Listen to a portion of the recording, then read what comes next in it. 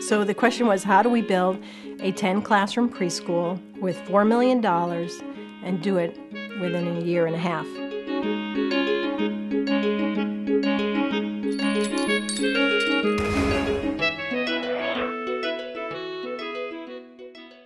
Stick-built really wasn't an option because that would have taken twice as long from our understanding. Looked at different options and the modular option came up. We didn't have a lot of time to get this built. We had to be very fast and we had to be open in September. And I think the concept of modular would allow for that, and I think money. We could actually get more for our dollar by going modular. I think that we were able to get a really big jump start on a lot of the prep, including not only the foundation, but also the utilities. When Scott from NRB was building his building, we were here at the site prepping for it. So when these buildings hit the site, essentially the only thing left was to drop these modulars on the foundation and make our connections.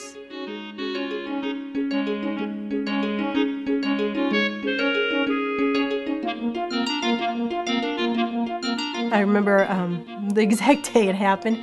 It was 1 year to the date of town meeting. In came the 18-wheelers. Out came the neighbors to watch the show, and the next thing you know, we have a beautiful preschool. I had no concept of how 26 pieces would come together and form what it is today. So the way these buildings were configured on the foundation, they're back to back. They're 12 by 40 foot modulars. So the back seam of the first box is actually right here. The seams in the floors, you really honestly can't tell, but there is a seam every 12 feet in this building all the way down. And it all of a sudden became so real. I saw little toilets, I saw storage closets, I saw some of the floor down, and I just stood there with tears in my eyes thinking, for anybody that doesn't think modular can work and be here on time and look so nice and be so exciting, they should have come that day because it was all of the above.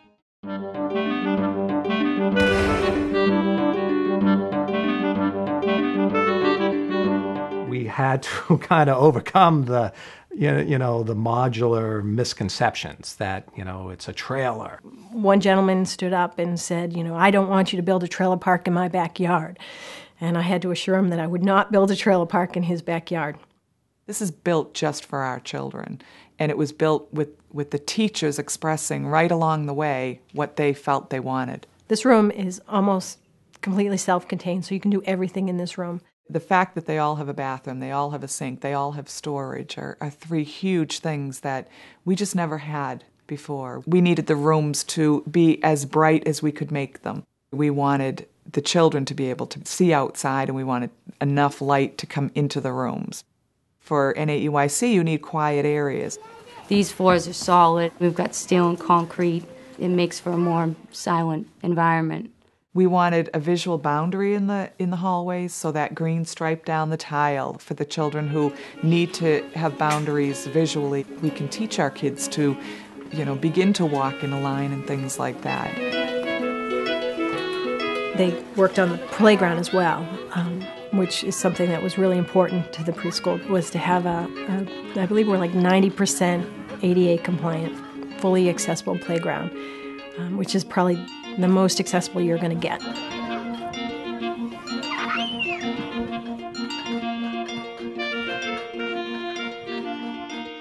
Everybody keeps telling me that we have the best technology in the district, and I love technology, so I love hearing that.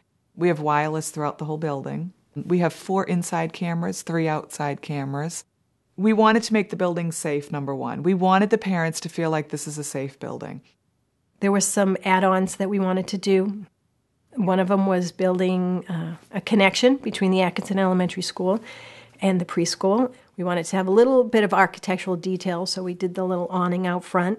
So we didn't just get modular classrooms. We got an entire building, and they took an entire building approach. And they talked to Marylou Connors, the preschool director, to find out what she needed in her building and make sure that it met the needs of the students, particularly the special needs population. And I think our staff feels that. Triumph and JR and Camille cared about what we wanted. And I think the staff knowing that was really important. They're so excited that not only do they have a beautiful building, but they have everything that works for the child. The environment works, and when the environment works, their job is much easier. That's perfect. Excellent. Nice job. I'm very proud of the work that's been done here because we don't have to think about the structure. The structure is solid. You got kids in here, they're happy, the staff are very happy, and it allows the education process to go on without distraction of facilities.